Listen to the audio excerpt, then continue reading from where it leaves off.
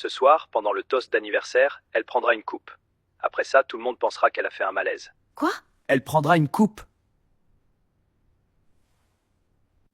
Au début, je croyais avoir mal compris. Mais en réécoutant le message, les mots étaient clairs. Samuel parlait de moi. En passant près de la table basse, quelque chose a attiré mon attention. Le téléphone de Samuel, la seule chose qui l'emporte partout, venait d'être oublié ici.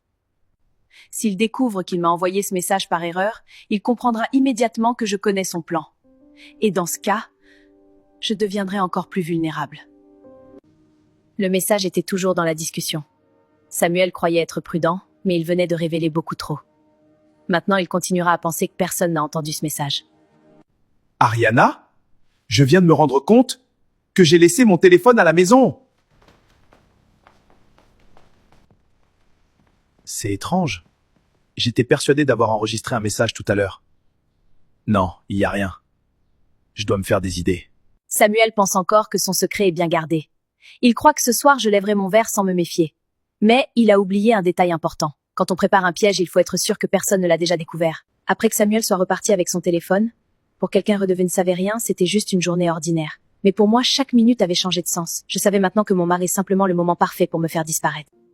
Je me suis assise quelques instants dans le salon et j'ai regardé l'horloge. Il était encore tôt dans la matinée. Cela voulait dire que j'avais toute la journée pour réfléchir. Mais ce n'est pas celle que j'ai choisie. Samuel pensait avoir tout organisé. Les invités, la soirée, le moment du toast. À croire que tout le monde assisterait à exactement la même scène, mais avec un résultat très différent. Avant toute chose, je devais choisir comment j'allais apparaître ce soir.